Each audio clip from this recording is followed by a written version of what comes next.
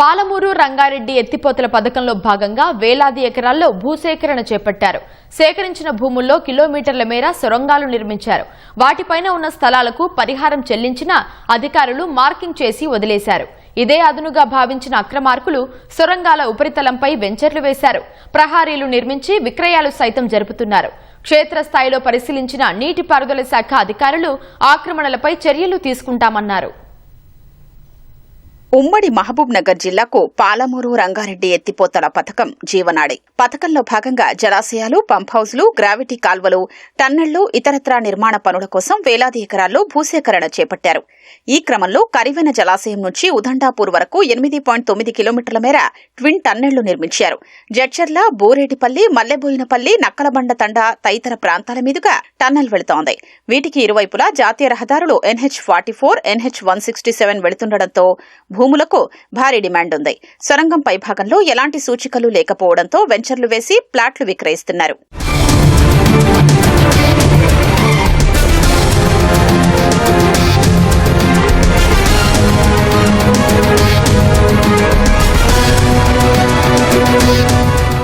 దాదాపు 9 ఏళ్ల క్రితం సొరంగం కోసం 340 ఎకరాల భూసేకరణ చేపట్టి నిర్వాసితులకు పరిహారం చెల్లించారు.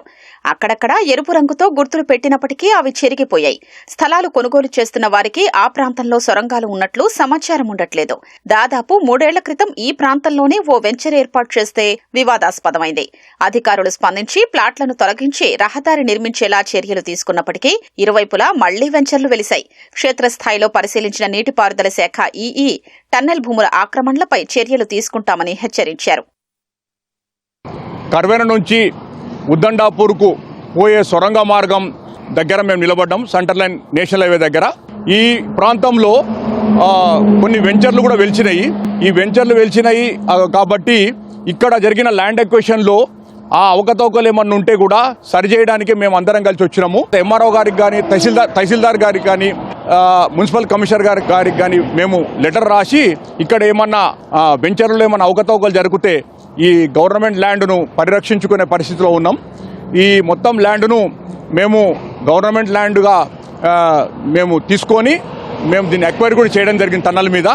ఈ ల్యాండ్లో ఎవరైనా ఎంక్రోచ్ అయినా కానీ వాళ్ళ మీద తగు చర్యలు తీసుకుంటామని, ఎవరైనా ప్లాట్లు కొనుక్కునేటోళ్ళు కూడా తగు జాగ్రత్తలు తీసుకొని ఈ వెంచర్లో సొరంగం కింద వచ్చే ప్లేస్లో కాకుండా వచ్చిన ప్రాంతంలో ప్లాట్లు కొనుక్కోరాదని కూడా ప్రజలకందరికీ విజ్ఞప్తి చేస్తున్నాను. సేకరించిన స్థలాల వద్ద భూగర్భంలో సొరంగాలు ఉన్నాయని అధికారులు హెచ్చరిక బోర్డులు ఏర్పాటు చేస్తే కొనుగోలుదారులు అప్రమత్తమయ్యే అవకాశం ఉంది.